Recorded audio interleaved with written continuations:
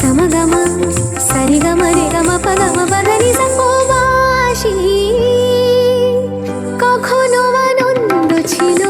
জীবনের ছন্দে হৃদয় মাতাল হতো ফাগুনের গন্ধে কখনো আনন্দ ছিল জীবনের ছন্দে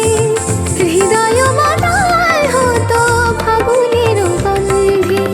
সে গেল কোথায় আমি বা কোথায় যদি না জানা বাঁশি